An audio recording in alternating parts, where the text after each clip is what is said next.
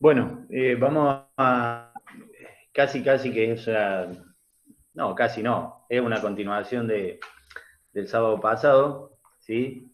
En realidad debo reconocer que yo no interpreté bien el pedido de Cristian, eh, y entonces, bueno, yo creía que era el sábado pasado nomás. Y resulta que el domingo Cristian me dice, me parece que hay una confusión. Y cuando me dijo, dije, ah, sí, perdón, estoy confundido. No hay problema, le digo.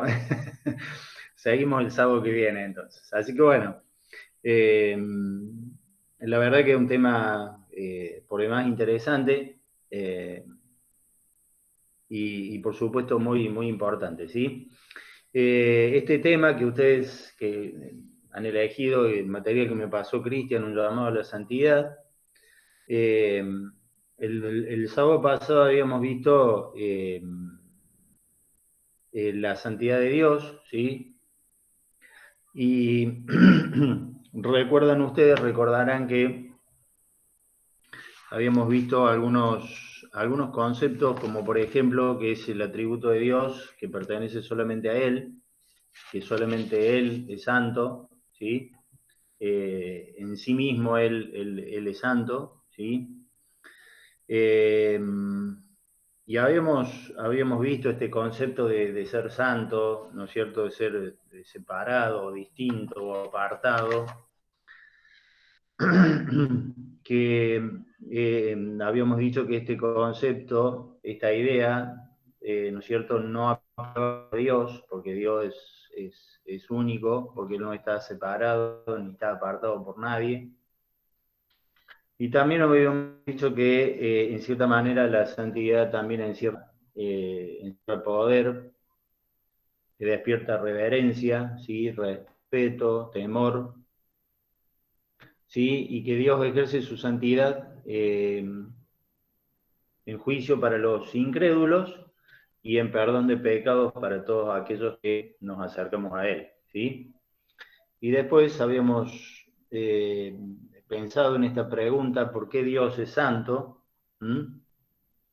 Y dijimos que porque nunca tuvo relación con el pecado y porque Él esencialmente es puro.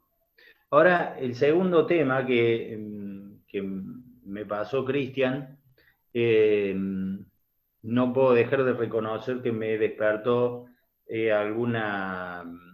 alguna inquietud especial.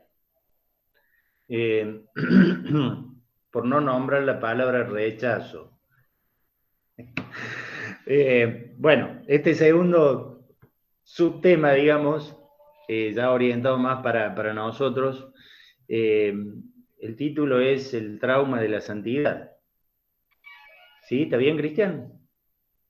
Deduzco que es un material que ustedes han reunido y la verdad que me puse a pensar en esta palabra trauma, si realmente la santidad es un trauma para nosotros, ¿no?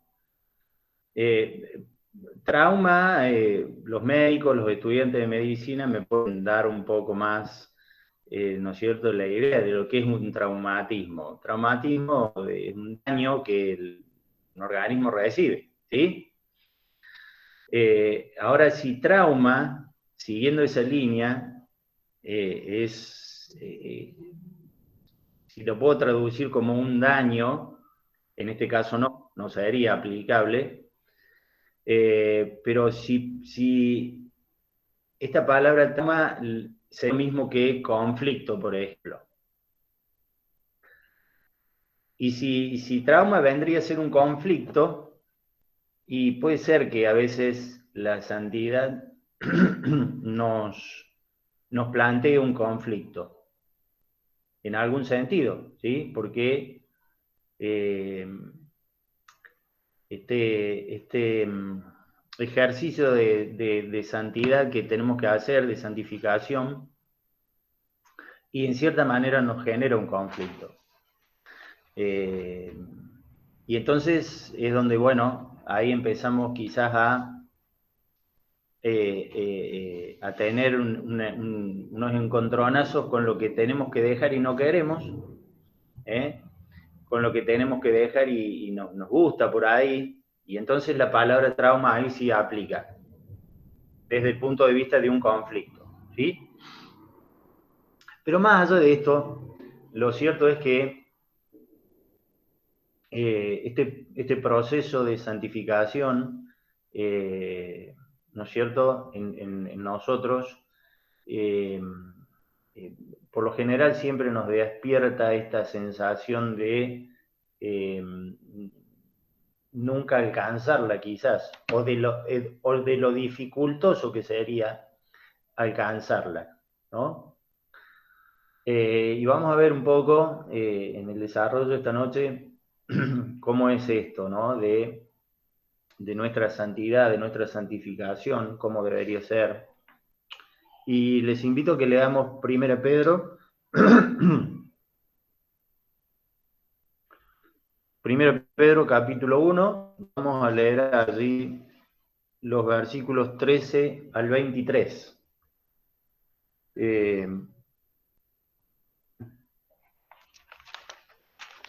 Si quiere leerlo alguno, lo puede hacer, tiene total libertad. Si no, lo leo yo nomás, no hay ningún problema. Pero si alguno lo quiere leer mejor, así vamos alternando un poco, y no se aburren de escucharme. Primera Pedro 1, 13 al 23. Sí. Dice, llamamiento a una vida santa. Por tanto, ceñid los lomos de vuestro entendimiento, sed sobrios y esperad por completo en la gracia que se os traerá cuando Jesucristo sea manifestado. Como hijos obedientes, no os conforméis a los deseos que antes teníais estando en vuestra ignorancia, sino como aquel que os llamó es santo, sed también vosotros santos en toda vuestra manera de vivir. Porque escrito está, sed santos porque yo soy santo. Y si invocáis por Padre a aquel que sin acepción de personas juzga según la obra de cada uno, conducíos en temor todo el tiempo de vuestra peregrinación, sabiendo que fuisteis rescatados de vuestra vana manera de vivir, la cual recibiste de vuestros padres, no con cosas corruptibles como oro o plata, sino con la sangre preciosa de Cristo, como de un cordero sin mancha y sin contaminación, ya destinado de antes de la fundación del mundo, pero manifestado en los postreros tiempos por amor de vosotros, y mediante el cual creéis en Dios, quien le resucitó de los muertos y le ha dado gloria para que vuestra fe y esperanza sea en Dios, habiendo purificado vuestras almas por la obediencia a la verdad, mediante el Espíritu, para el amor fraternal no fingido. Amamos unos a otros entrañablemente y de corazón puro, siendo renacidos no de simiente corruptible, sino incorruptible, por la palabra de Dios que vive y permanece para siempre. Bien, gracias Laurita.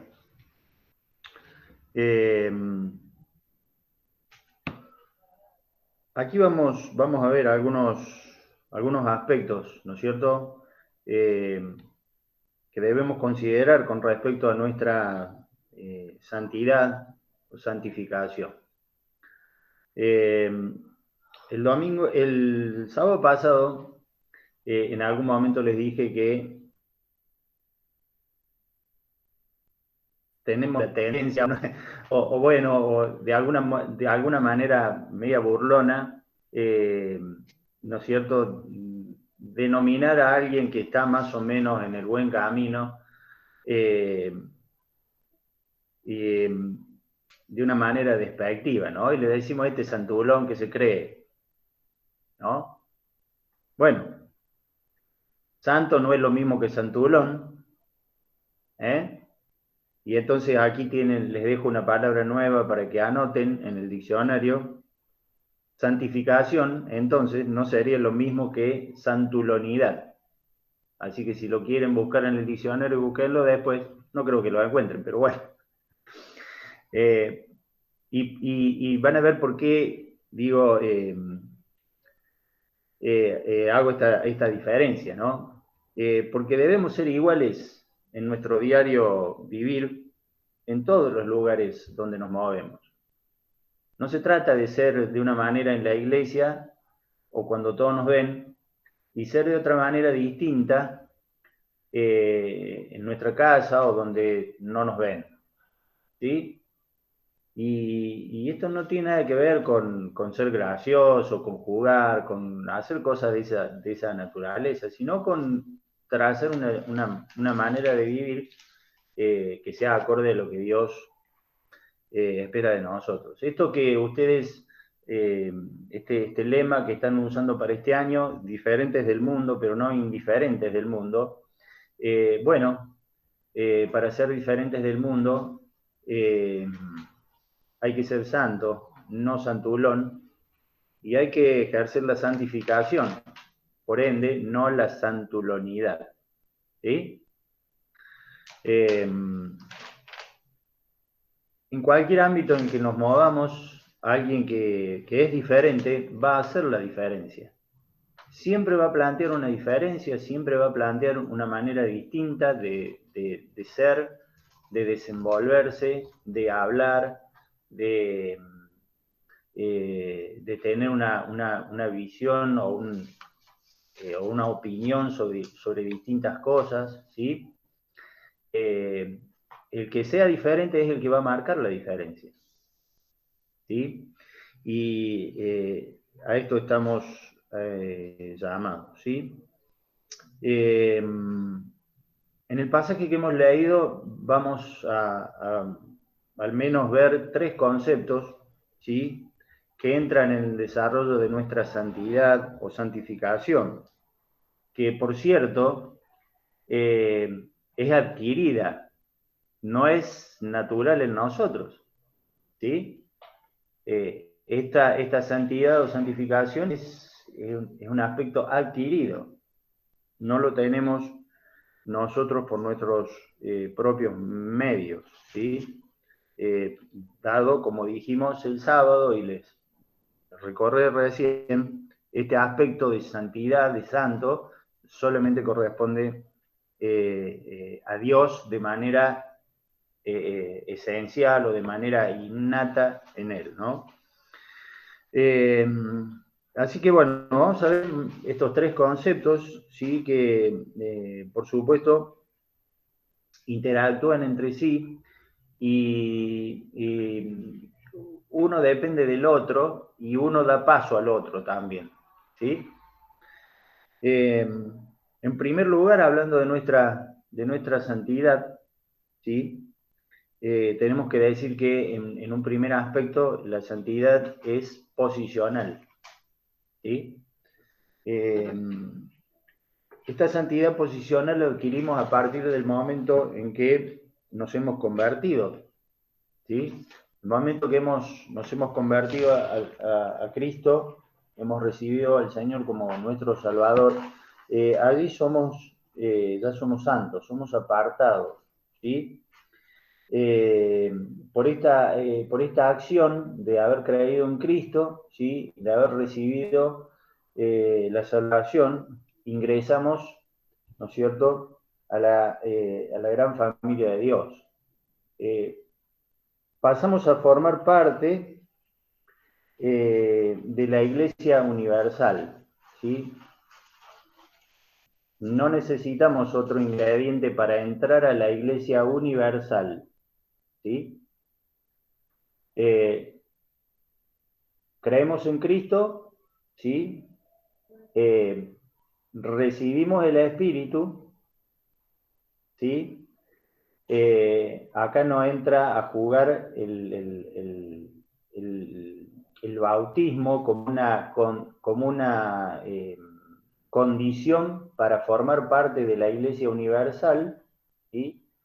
El bautismo es un acto de testimonio que lo realizamos o que se realiza justamente para dar testimonio y para ingresar como miembro a la iglesia local, ¿sí? Pero no se requiere el bautismo para la iglesia universal, ni tampoco por ende el bautismo del Espíritu Santo, porque esto ya lo recibimos cuando recibimos a Cristo en nuestro corazón, ¿sí? Hago la aclaración esta porque, bueno, se habla por ahí de estas cosas y no entran en el proceso de nuestra santidad posicional. La santidad posicional la adquirimos a partir de que creemos en Cristo como nuestro Salvador, por supuesto, y demás está de decir que si esa conversión ha sido real, sincera, ¿no es cierto? De manera efectiva. Cuando vamos a 2 Corintios, capítulo 5, versículo 17, allí encontramos una porción muy conocida, de modo que si alguno está en Cristo, nueva criatura es. ¿Sí? Las cosas viejas pasaron y aquí todas son hechas nuevas. ¿Sí?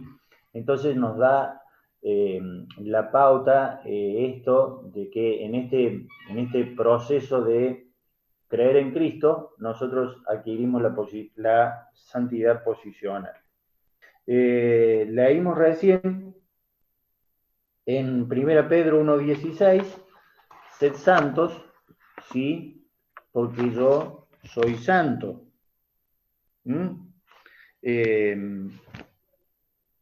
Ahora este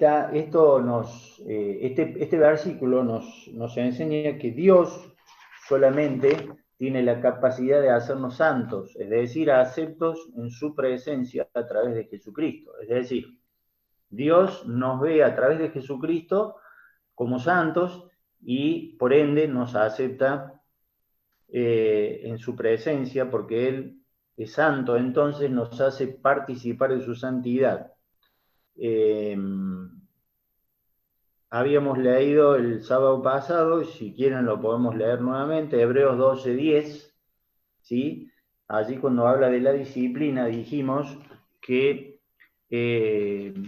a través de la disciplina Dios nos hace participar de su santidad. Lo leemos, dice, y aquellos ciertamente por pocos días nos disciplinaban, como a ellos les parecía, pero para lo que nos es provechoso, para que participemos de su santidad. Es decir, que Dios tiene solamente Él la capacidad de hacernos santos, ¿sí? A través de Cristo, para que participemos de su santidad a todos los que nos acercamos a Él. Ahora, alguno que busque Deuteronomio capítulo 7, versículos 6 al 11. Allí vamos a leer una porción muy conocida, pero muy gráfica, ¿no es cierto?, de lo que Dios hace. Deuteronomio capítulo 7, versículos 6 al 11. Alguno que lo lea.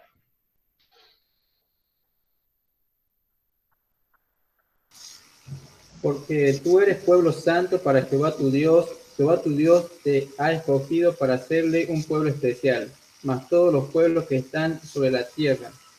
No por ser vosotros más que todos los otros, más que los pueblos que os ha querido Jehová y os ha escogido, pues vosotros erais el más insignificante de todos los pueblos, sino por cuanto Jehová os amó y quiso guardar el juramento que juró a vosotros, a vuestros padres.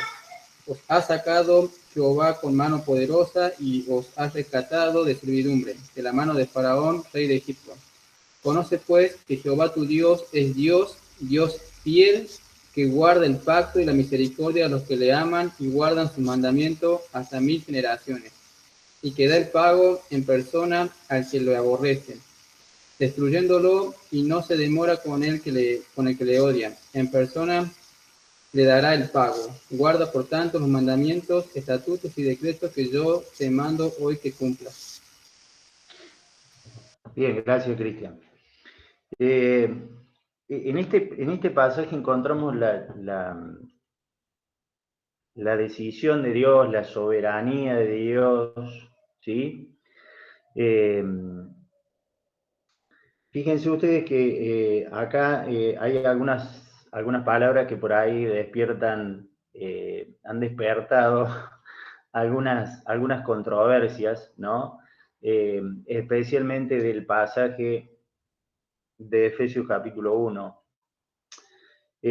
donde se habla de la elección, de la predestinación, ¿sí? Esto que ha despertado en algún momento bastantes controversias, pero fíjense ustedes acá cómo Dios determina en su soberanía elegir, en este caso, al pueblo de Israel. Y fíjense ustedes que en el mismo pasaje está la aclaración de por qué Dios elige, ¿no? Y le dice, no los elegí porque eran un pueblo especial por el resto de los pueblos de la tierra, sino que los elegí porque los amé. Y porque los amé, los elegí para hacerlos un pueblo especial. Es decir, que Dios acá está como poniendo a Israel en este lugar de santidad posicional, porque lo está apartando del resto de la tierra por su propia voluntad, por su propio designio, ¿sí? Y para mostrarles de manera especial a ellos, ¿sí?, la grandeza de su persona. Siempre me ha llamado la atención, y varias veces lo he mencionado, lo que Dios ha hecho a través del pueblo de Israel, a través de la historia. Y lo que hará finalmente, ¿sí? Porque allí en el pueblo de Israel, en la nación de Israel, finalmente el Señor va a posar sus pies en su segunda venida. Y allí va a demostrar el juicio de las naciones, y allí va a terminar de completar, ¿no es cierto?, esta obra manifestándose para todo el mundo. Y fíjense ustedes, él sigue a través del tiempo, a través de las distintas generaciones, mostrándose como un Dios fiel. Y lo dice ahí en el pasaje, porque yo soy Dios, Dios fiel. ¿Sí? Entonces Dios aparta, separa a este pueblo para que sea un pueblo distinto, diferente, pero no porque haya en él nada especial, sino por el designio de la voluntad de Dios.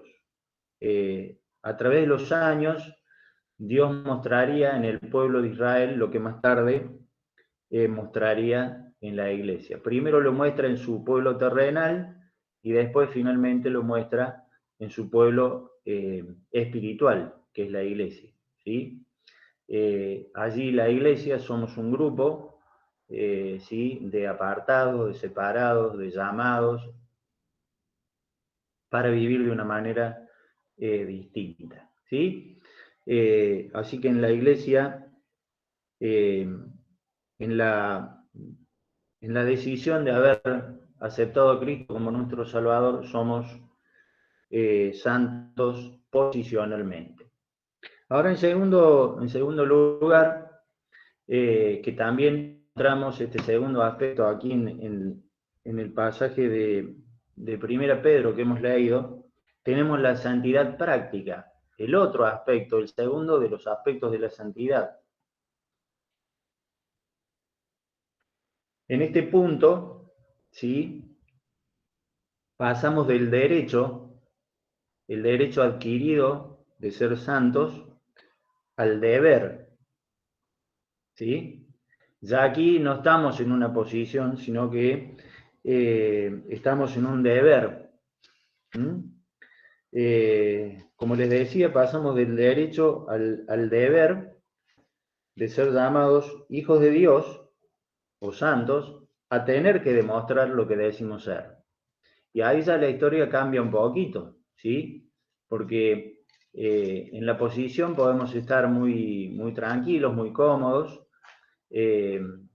por haber adquirido el derecho. Pero cuando hablamos ya del deber, de hacer cosas, ya esto empieza a depender de nosotros, ¿sí? Porque si bien Dios prepara todas las cosas, ¿no es cierto?, nos da la libertad de vivir como nosotros querramos, Tenemos libertad de crecer o no crecer, de ser mejores o no ser mejores. Tenemos la libertad de quedarnos estancados o de seguir adelante y creciendo. Dios no nos va a obligar, siempre nos va a sugerir, siempre nos va a aconsejar. Y entonces, cuando tenemos la pelota del lado nuestro, y bueno, es hora que empecemos a manejarnos mostrando o demostrando lo que decimos que somos, ¿sí? Para desarrollar en alguna medida la santidad práctica, tenemos que tener en cuenta un par de conceptos al menos, ¿sí? Y el primero de ellos es de suma importancia y en primer lugar debemos reconocer que no hay méritos propios en nosotros para contribuir con nuestra santificación. ¿Sí? No tenemos capacidades propias de hacernos cada día más santos o mejores. ¿Sí? Tenemos una guía a seguir, pero hay un concepto que debemos dejar de lado, que tiene que ver mucho con dejar de lado el yo, ¿no es cierto? Y aprender cada día a humillarnos más en la presencia del Señor, ¿sí? Cuando vamos a Isaías, capítulo 6, versículo 5, ahí está Isaías en la visión, ¿sí? Y dice ahí el profeta: ay de mí que soy muerto, porque siendo de labios inmundos y perteneciendo a un pueblo de labios inmundos, han visto mis ojos al Rey, ¿sí? Palabras más, palabras menos, eso más o menos. Pero lo cierto es que ahí Isaías se da cuenta que está frente a una persona que es mucho más grande y mucho más importante que lo que él pensaba. Se dice de Isaías que era un hombre reconocido del pueblo, un profeta muy reconocido, muy respetado, ¿sí? Y entonces quizás Isaías tenía un concepto de sí quizás un poco elevado, y entonces quizás corría el riesgo de pensar que por ahí, por su reputación, por ser reconocido dentro del pueblo, podía, digamos, ser mejores que el resto. Sin embargo, cuando está frente a la presencia de Dios en la visión, y en todo ese ambiente que se estaba generando, que se había generado, él dice así: ay de mí que soy muerto, porque siendo hombre inmundo de labios y habitando en medio del pueblo que tiene labios inmundos, han visto mis ojos al Rey Jehová de los ejércitos. Y entonces Isaías se da cuenta que su propia reputación no le servía de nada, sino más bien era el reconocimiento de su limitación, el reconocimiento de su bajeza espiritual, el reconocimiento de su escasez de comprensión quizás. Lo cierto es que Isaías queda en una posición de suma humildad, ¿sí? Tal es así que para levantar el ánimo de Isaías viene el ángel, le toca con ¿no es cierto?, con la brasa encendida, y le dice, de esta manera es quitada tu culpa y limpio tu pecado. ¿Sí? Entonces, en el camino de nuestra santidad práctica, lo primero que tenemos que reconocer que no hay méritos en nosotros para alcanzar esa santidad, esa santificación, ¿sí? Fíjense ustedes lo que le pasa a Juan. Apocalipsis capítulo 1, versículo 17, le pasa algo muy similar. Allí también está Juan, ¿sí? Y dice que cuando le viene esta visión del Hijo del Hombre, dice en el versículo 17 del capítulo 1, cuando le vi, dice, caí como muerto a sus pies. La misma situación, ¿sí? Y miren lo que había sido Juan. Juan había estado con el Señor. Cuando escribe tanto el Evangelio como su primera carta, comienza más o menos de manera parecida, porque dice lo que hemos visto y oído y palparon nuestras manos, tocante al verbo, es lo que transmitimos, ¿sí? O sea que Juan no era cualquier perejil,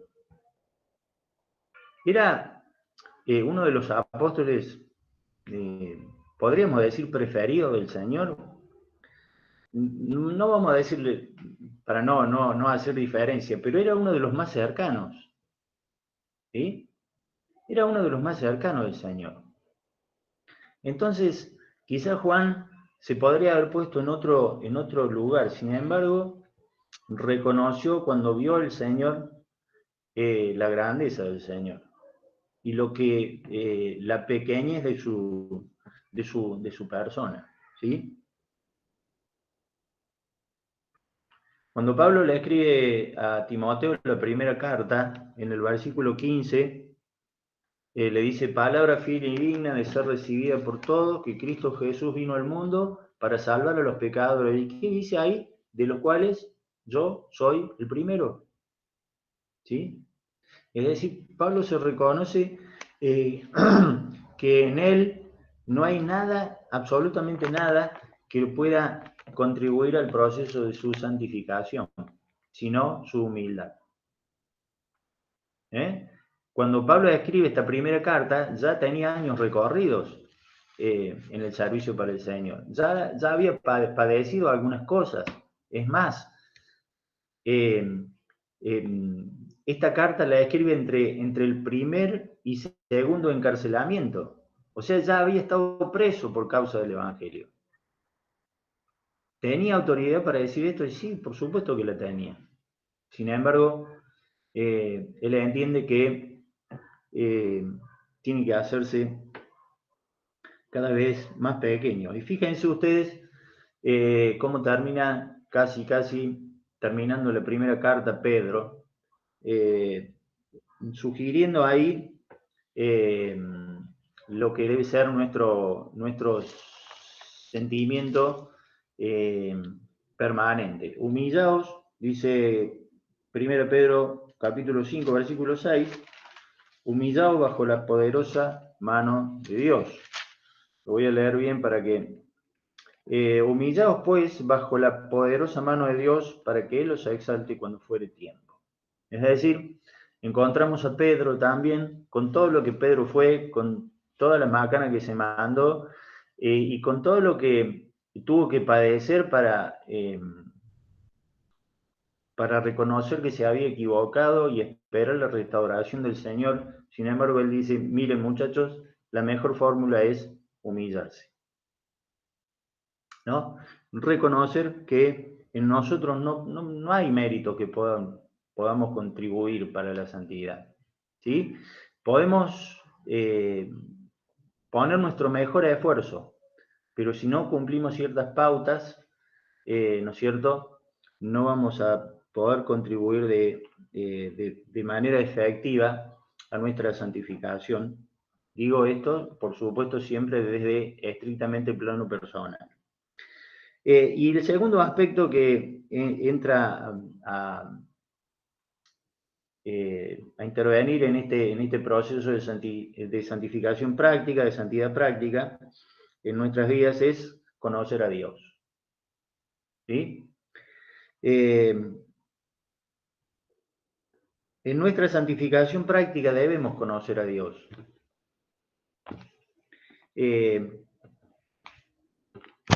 Debemos conocer sus mandamientos. debemos conocer su doctrina, su voluntad.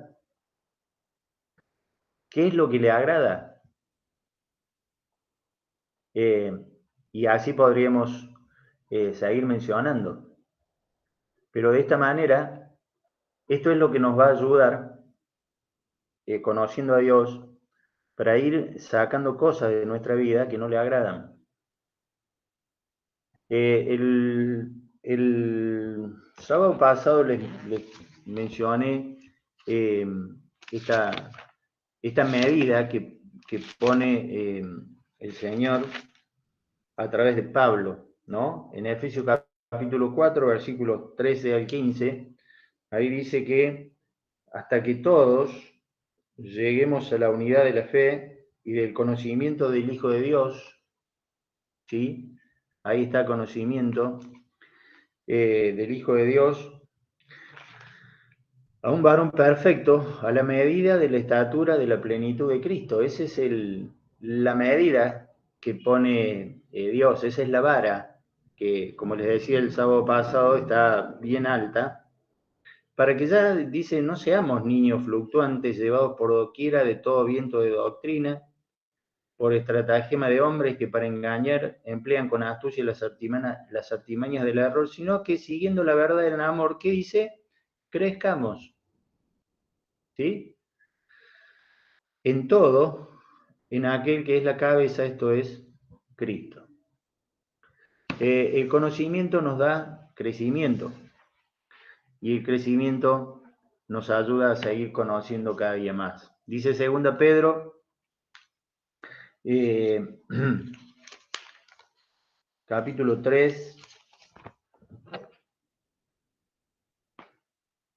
el versículo 18, también está cerrando Pedro su segunda carta, y dice, antes bien, creced en la gracia y el conocimiento de nuestro Señor y Salvador Jesucristo. Entonces este aspecto de conocer a Dios es fundamental para nuestro crecimiento y son dos acciones que van juntas. No podemos crecer si no conocemos. Y esto, sin ningún lugar a dudas, sumado a nuestra humildad, a esta actitud de dejar el yo de lado, ¿sí? Y a reconocernos, ¿no es cierto?, incapaces de generar algo por nuestra propia capacidad, sumado al conocimiento del crecimiento, hará que nuestra santidad práctica, nuestra santificación práctica vaya en aumento. Y esto derivará en el tercer aspecto, ¿sí? que quiero compartirles para ir cerrando ya, y es la obediencia. ¿Sí? Me parece de suma importancia en nuestro proceso de santificación la obediencia. Y esto seguramente va a ser resultado del conocimiento de Dios y del crecimiento que vayamos teniendo para ser cada día más obedientes a su palabra y para que de esta manera la santidad práctica, la santificación práctica se vea reflejada cada día de mejor manera en nuestra vida. Me parece que es fundamental, que es absolutamente necesaria para nuestra santificación la obediencia. Como les decía recién, tenemos la libertad de ser obedientes o desobedientes. Ahora fíjense ustedes, y vamos a ver en un par de pasajes la importancia de la obediencia. Cuando el hombre cae en Edén, nada tiene que ver con el sexo, como el popular de la gente lo cree así, sino que tiene que ver con la desobediencia. La desobediencia en el hombre es el primer pecado, es el pecado que cortó la relación con Dios. y es el pecado que desencadenó, podríamos decir, el resto de los pecados. La desobediencia desató la debacle de la raza, ¿sí? A partir del pecado se empezaron a suceder una serie de hechos producto de la maldición que desencadenaron, ¿no es cierto?, la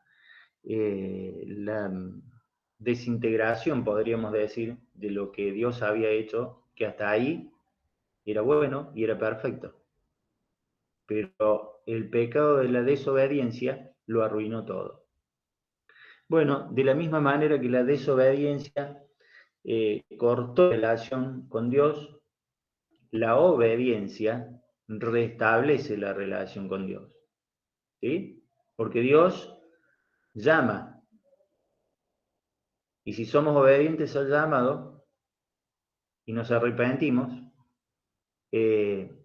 Dios nos reconcilia con Él y por ende tenemos la relación restablecida. Y a partir de allí, la bendición asegurada.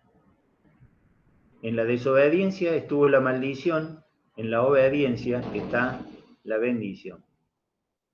Y entonces, este tercer, de alguna manera, aspecto de nuestra santificación entra a jugar un papel preponderante porque es allí cuando empezamos a obedecer a Dios, cuando empezamos a cumplir sus mandamientos, sus preceptos, es cuando empezamos a cumplir su voluntad, que como dice Romanos 12, es agradable y perfecta.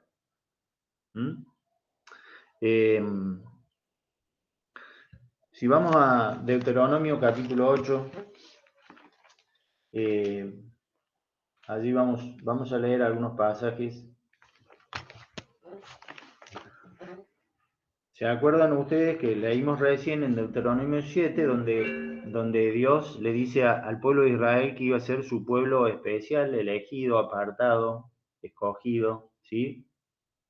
Ahora le vas a decir que este pueblo necesita o requiere, le va a decir en el capítulo 8, que va a requerir que el pueblo cumpla ciertas y determinadas acciones, ¿sí? El que lo tenga puede leer Deuteronomio 8, 1 al 10.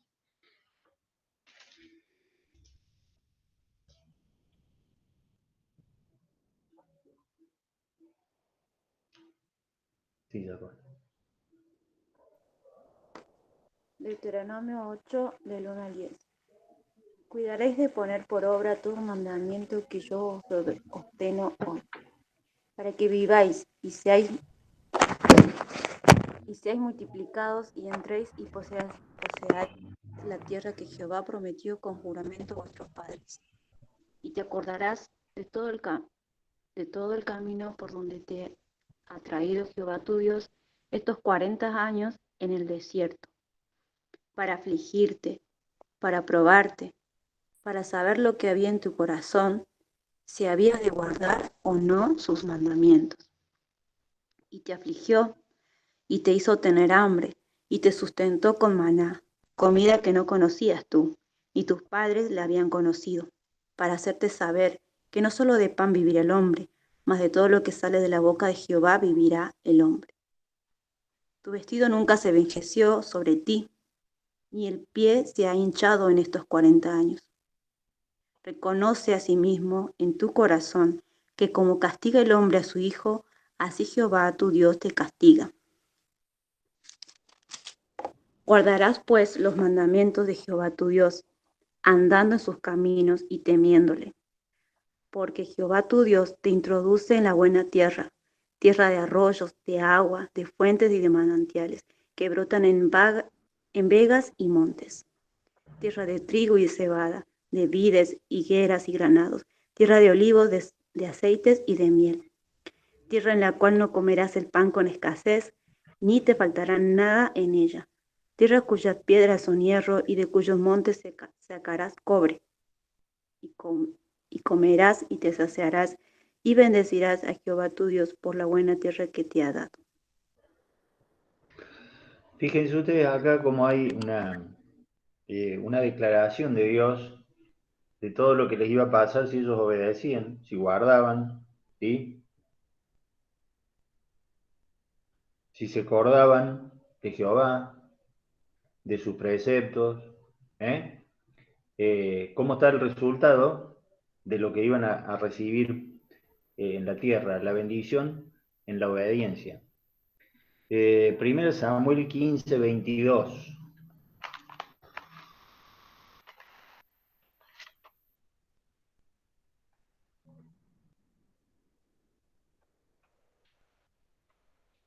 El que lo tenga lo puede leer, ¿eh?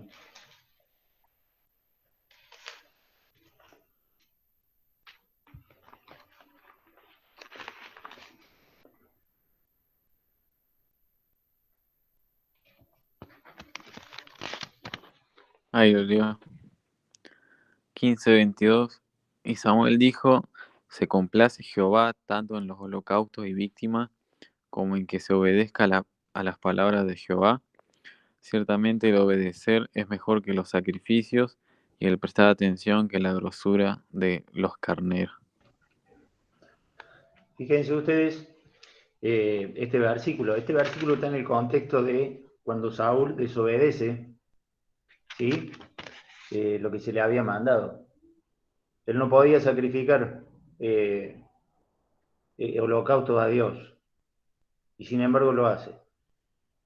Por eso el profeta le dice, se complace Jehová tanto en los holocaustos y víctimas como en que se obedezca a las palabras. ¿Eh? A partir de ahí, Saúl es desechado y empieza la declinación de su reino, ¿sí? Hasta que finalmente muere y asume David en su lugar. Y finalmente, 1 Pedro 1:22, que ya lo hemos leído, pero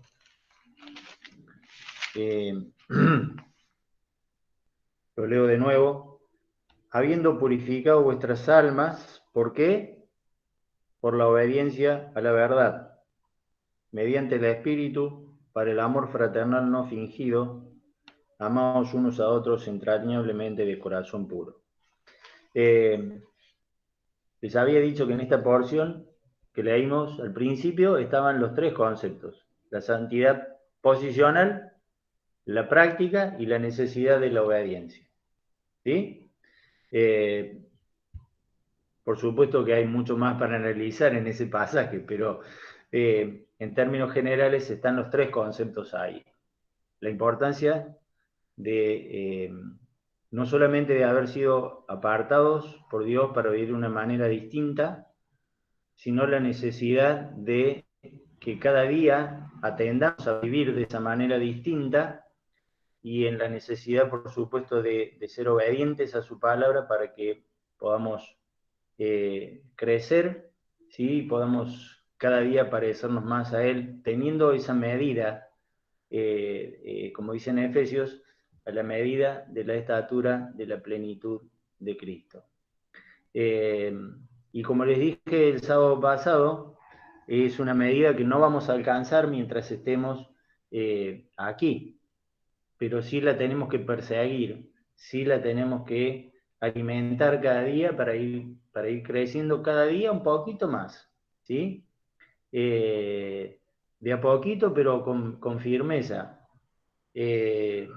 para que de esta manera, como les decía, podamos parecernos cada vez más a lo que Dios espera de nosotros, un carácter cada día más parecido al del Señor, ¿sí?